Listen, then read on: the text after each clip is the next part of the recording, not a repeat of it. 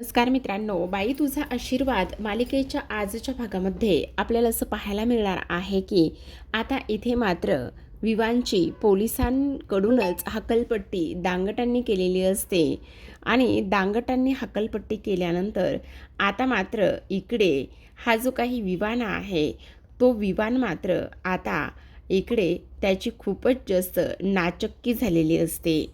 तेव्हा मात्र अवनीने आता काही जरी झालं तरीसुद्धा हे घर माझं सर्वस्व आहे, हे घर माझं स्वर्ग आहे असं महेश आणि स्वातीला सांगून त्यांनासुद्धा तिथून पाठवून दिलेलं असतं. हेच आपल्याला या आजच्या भागात पाहायचं आहे. सुरुवातीला प्रेक्षकांनो आपण इथे पाहतो स्वाती घरी गेलेली असते इथे अवनीकडे आणि विवान सोबतच महेश हे दोघेही जण तिच्या फोनची वाट बघत असतात. पण फोन येतो दत्तूचा. दत्तू म्हणू लागतो, अहो एक ना साडीवाली बाई इथे आलेली आहे आणि तिने ना राजाला इकडे बरेच काही सुनावले आहे.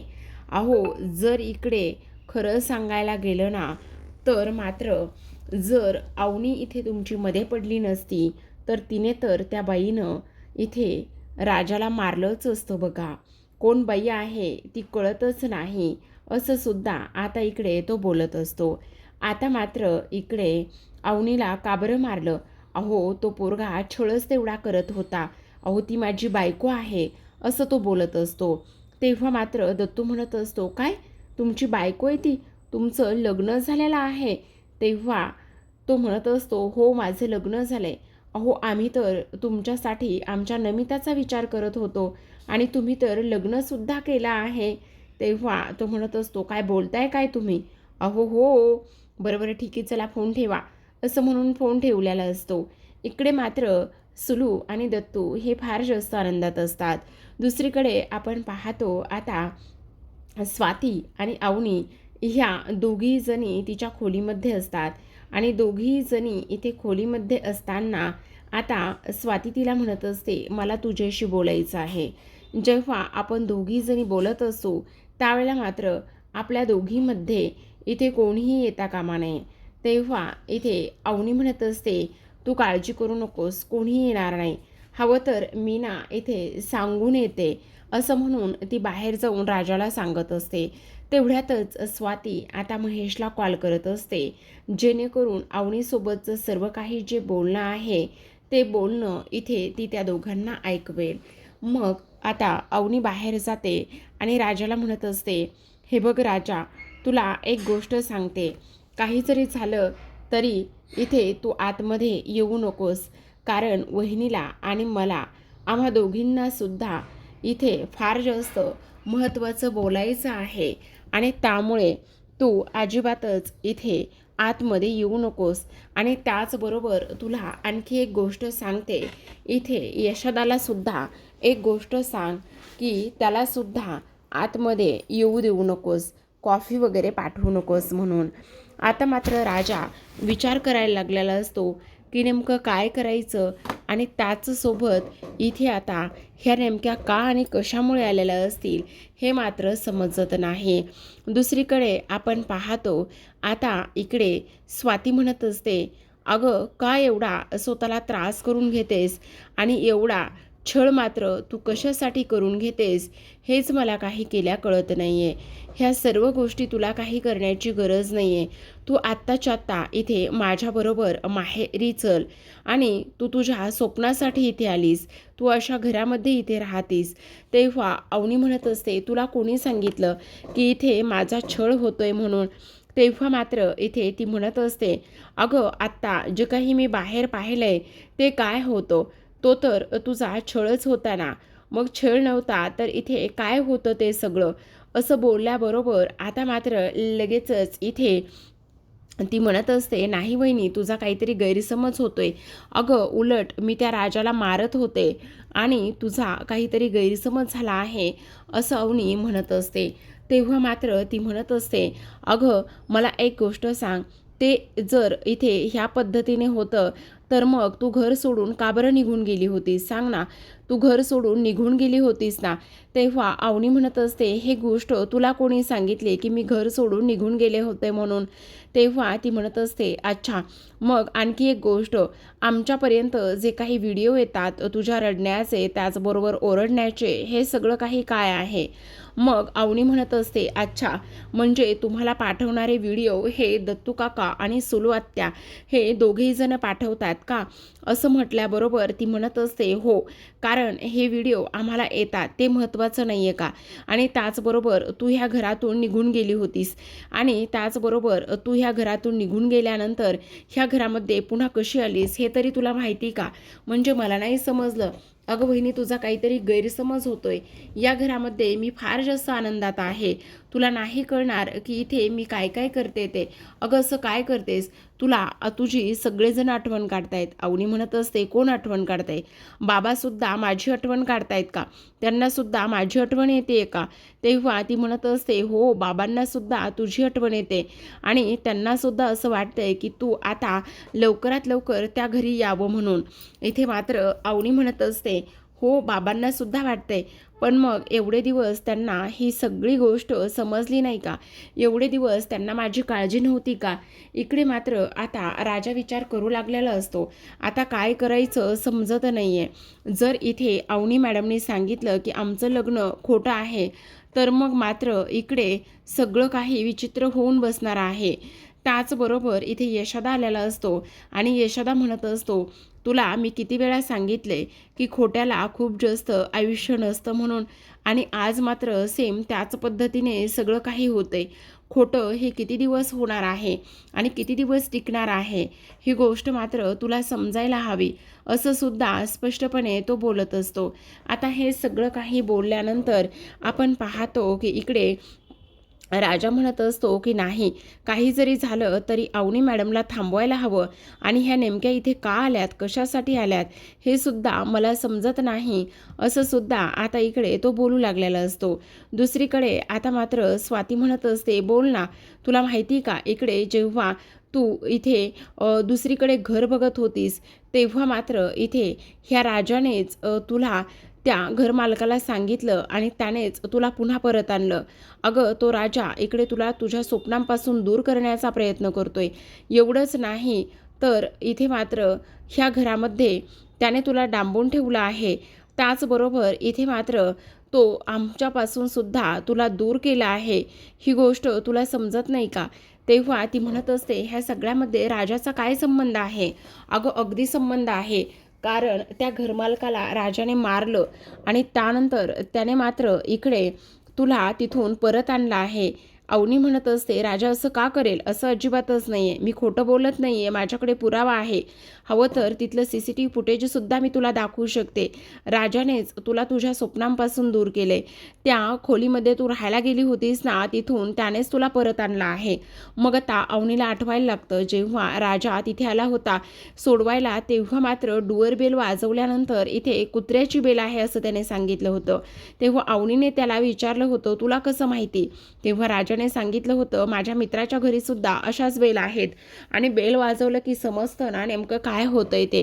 तेव्हा मात्र अवनी रडायला लागलेली असते आणि म्हणत असते, राजाने मला फसवलंय आणि राजा माझ्याशी खोटं बोललेला आहे, असं सुद्धा आता इकडे ती बोलत असते. तेव्हा स्वाती म्हणत असते, तेच तर मी तुला सांगण्याचा प्रयत्न करते की इथे ही माणसं तुला फसवत आहेत. ही माणसं तुला आमच्या सर्वांपासून दूर करण्याचा प्रयत्न करतायत. तुला ह्या साध्या गोष्टी समजत नाहीत का अवनी? हे बघ, असं करू नकोस. हे बघ, अशा पद्धतीने तू वागू नकोस. काही जरी झालं ना तरी सुद्धा मला असं वाटतंय की तू मात्र इथून ताबडतोब आमच्याबरोबर यावंस. आणि त्याचबरोबर इकडे मात्र आता अवनी रडायला लागते आणि म्हणत असते, हो, माझा ना इथे छळ होतोय. आता लगेचच इकडे महेश मोबाईल फोन कट करत असतो आणि त्यानंतर लगेच आता इकडे तो म्हणत असतो, बघितलं, आता मात्र सगळं अवनी खरं सांगू लागलेले आहे. एक काम कर तू विवान, ताबडतोब तू पोलिसांकडे जा आणि ताबडतोब पोलिसांकडे जाऊन लगेचच आता इकडे तो पोलिस घेऊन ये, मी ताबडतोब तिकडे जातो, असं तो इथे आता ह्या विवानला सांगत असतो. विवान मात्र लगेचच म्हणत असतो, हो मी ताबडतोब पोलिसांकडे जातो आणि पोलिसांना ताबडतोब घेऊन येतो. मग महेश मात्र लगेचच त्याची गाडी घेतो आणि त्याची गाडी घेऊन तो आता अवनीकडे निघालेला असतो. कारण त्याला ना अवनीला पुन्हा परत घेऊन यायचं असतं, म्हणूनच त्याचं सगळं काही सुरू असतो. मग आता इथे विवान लागलीच पोलिसांना फोन करतो आणि ॲड्रेस सांगून त्या ठिकाणी तुम्ही ताबडतोब या असं सुद्धा सांगण्यात आलेलं असतं. आता मात्र इथे अवनी बाहेर येते. बाहेर आल्याबरोबर राजा राजा अशी म्हणून हाक देत असते. कारण आता इकडे राजेशला तिला जाब विचारायचं असतो, म्हणूनच तिचे हे सगळे काही प्रयत्न इथे सुरू असतात. आता अवनी म्हणत असते, राजा तुझी हिंमत कशी होती माझ्यासोबत प्रत्येक वेळी इथे खोटं बोलण्याची? तेव्हा राजा म्हणत असतो, आता मी काय केलंय? अवनी म्हणत असते, तू माझ्यासोबत खोटं बोललायस, तू मला फसवण्याचं काम केलंयस, का असं वागलेलं आहेस सांग, बोल ना, का असं वागलेलं आहेस? तेव्हा राजाला असं वाटत असतं की अवनी तेव्हाची गोष्ट बोलत आहे. तेव्हा तो म्हणत असतो, अहो तेव्हा परिस्थिती तशी होती आणि तेव्हाची परिस्थिती तशी असल्यामुळे मी तुमच्यासोबत त्या पद्धतीने वागलो होतो, पण मी नंतर काहीही खोटं बोललेलो नाही आहे. तेव्हा मात्र अवनी म्हणत असते, तेव्हाचं मी बोलतच नाही आहे तुला, तू आत्ता खोटं बोललायस. मी प्रत्येक वेळी तुझ्यावर विश्वास ठेवते, पण तू मात्र माझा विश्वासघात करत आलेला आहेस. तुला काय गरज होती त्या मालकांना तिथे जाऊन मारायची? त्यांना तू मारलंस आणि त्यानंतर मला तू खोलीत देऊ नका असं म्हणून सांगितलंस. बोल, हे सगळं काही खरं आहे की नाही? तेव्हा मात्र इकडे तू असं का करतोस? अरे मी माझं घर का सोडले ही साधी गोष्ट तुला माहिती नाही आहे का? तू माझे पंख छाटायला का बरं इथे तयार झालायस? तू माझे पंख छाटून मला उंच भरारी का बरं घेऊन देत नाही आहेस? तुला माहिती ना मी घर का आणि कशामुळे सोडलं आहे ते? तेव्हा मात्र आता इकडे माझं स्वप्न, इथे माझ्या स्वप्नांच्या आड तू काय येतोयस? असं स्पष्टपणे आता इकडे अवनी बोलत असते. आता हे सगळं काही अवनी बोलत असताना आता मात्र राजा म्हणत असतो, बाद झालं, मी अजिबात असलं काहीही केलेलं नाही आहे. तुम्हाला कळतंय का तुम्ही काय बोलताय ते? तेव्हा ती म्हणत असते, मला चांगलंच कळते मी काय बोलते आणि काय नाही ते, कारण तू माझ्या स्वप्नांच्या आड येतोयस आणि त्याचबरोबर मला माझ्या स्वप्नांपासून तू दूर करण्याचा तेवढाच तुझा हा प्रयत्न आहे. आता मात्र राजा म्हणत असतो, माझ्या वर गेलेल्या स्वर्गवासी आईची शपथ घेऊन मी तुम्हाला सांगतो की मी असलं काहीही केलेलं नाही आहे. हे बघा, माझ्यावर पूर्ण विश्वास ठेवा, मी काय सांगतो ते एकदा तुम्ही ऐका. हे बघा, असलं काहीही झालेलं नाही आहे आणि त्याचबरोबर तुम्ही इकडे मी तुमच्या स्वप्नांच्या आड येईल असं मला माहिती नाही आहे का? आणि त्याचबरोबर उलट तुमचं स्वप्न पूर्ण व्हावं ही माझी किती इच्छा आहे हे सुद्धा तुम्हाला माहिती नाही आहे का? असं सुद्धा आता इकडे लगेचच तो बोलत असतो. मग आता अवनी म्हणत असते, जर तुला हे सगळं काही वाटतंय तर मग इथे तू त्या मालकाला जाऊन मला खोली देऊ नका असं का बरं सांगितलंस? असं सुद्धा अवनी आता इकडे विचारू लागलेले असते. तेव्हा मात्र इथे राजा म्हणत असतो, अहो त्या माणसाची नियत चांगली नव्हती, तो माणूस अजिबातच चांगला नव्हता आणि त्यामुळे मी ह्या सगळ्या गोष्टी केल्या. अहो त्याने त्याच्या घरामध्ये CCTV कॅमेरे बसवले होते. हे बघा, तुम्ही इथे बसा, मी तुम्हाला सगळं काही सविस्तर सांगतो असं म्हणून तो म्हणत असतो, हे बघा, हा एका तिथल्याच मुलीचा नंबर आहे, तिने मला हे सगळं काही सांगितलं. हवं तर तुम्ही ह्या सगळ्या गोष्टी त्या मुलीला फोन करून विचारा की तो माणूस तिच्यासोबत कसा वागायचा, काय काय करायचा.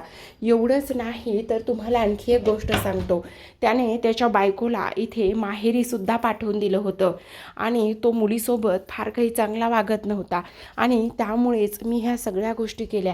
हे सगळं तुमच्या लक्षात येतंय का? मी हे सगळं फक्त आणि फक्त तुमच्या सेफ्टीसाठी केलं. हवं तर इथे तुम्ही त्या मुलीला फोन करून सुद्धा हे सगळं काही विचारू शकतात असं स्पष्टपणे आता इकडे राजा बोलू लागलेला असतो. म्हणत असतो, हे बघा, मी तुम्हाला खोटं बोलत नाही आहे, ज्या काही गोष्टी आहेत ना त्या सर्व गोष्टी मी अगदीच तुमच्यासोबत खऱ्या खऱ्या सांगतो असं सुद्धा आता इकडे तो बोलत असतो. तेव्हा मात्र अवनीला आता इकडे धक्काच बसतो. अवनी म्हणत असते, काय तू हे सगळं खरं सांगतोस? तेव्हा लगेचच आता तो म्हणत असतो, हो, हे जे काही आहे ना त्या सगळ्या गोष्टी मी खोट्या नाही बोलतोय, सगळ्या गोष्टी तुमच्यासोबत खऱ्या सांगतोय. अहो उलट तुमचं स्वप्न पूर्ण व्हावं, तुम्ही तुमच्या इच्छा सगळ्या पूर्ण कराव्या, ह्या सगळ्या गोष्टी मला माझ्यापेक्षा जास्त कोणाला माहिती असणार आहेत आणि मी तुमच्या स्वप्नांच्या आड येईल हे मात्र तुम्ही कसं काय ठरवलं? असं मुळीच मी करणार नाही कधीच, असं सुद्धा राजा बोलतो. तेवढ्यातच महेश धावतच आलेला असतो आणि धावत आल्याबरोबर अवनी अवनी असं म्हणतो. तेव्हा अवनी म्हणत असते, दादा तू इथे? तेव्हा मात्र महेश लगेचच तिच्या हाताला पकडतो आणि म्हणत असतो, आत्ताच्या आत्ता इथून चल. काही जरी झालं ना तरीसुद्धा मात्र इथे तू अजिबातच राहायचं नाही आहेस. चल ताबडतोब माझ्यासोबत आपल्या घरी जाऊयात आपण.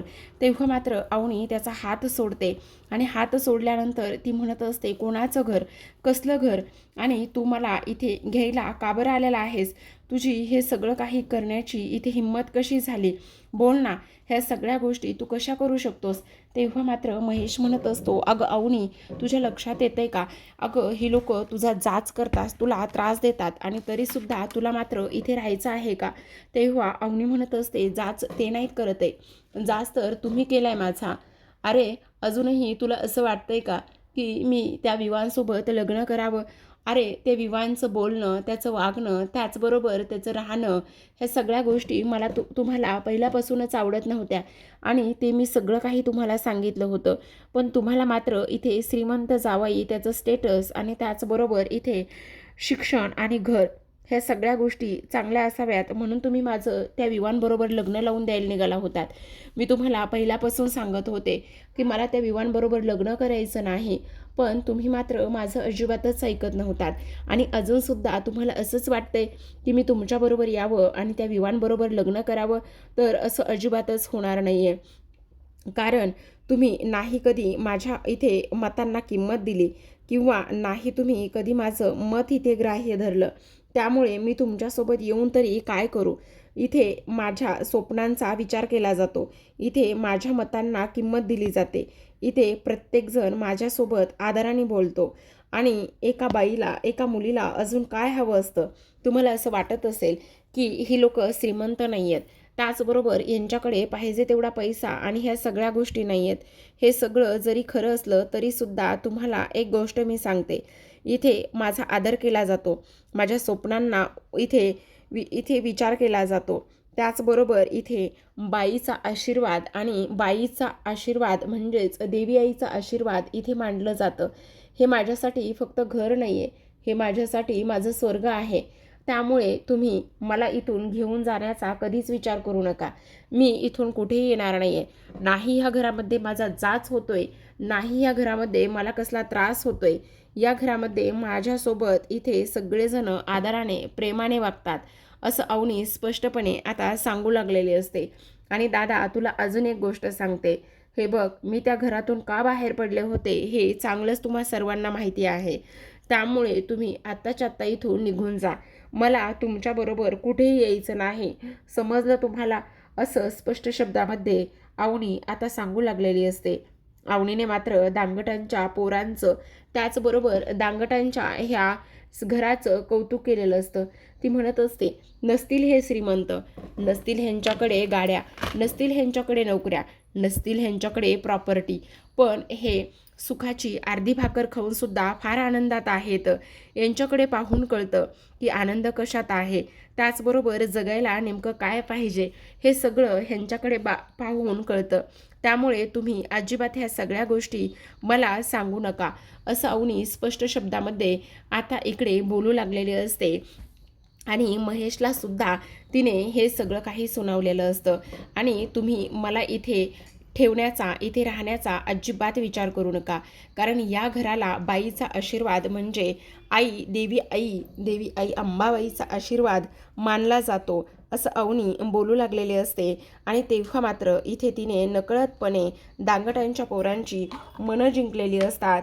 एवढंच नाही तर इथे मात्र आता अवनीला एक गोष्ट समजलेली असते की काही जरी झालं ना तरीसुद्धा मात्र इथे हे सगळं कशा पद्धतीने होतंय आणि काय होतंय.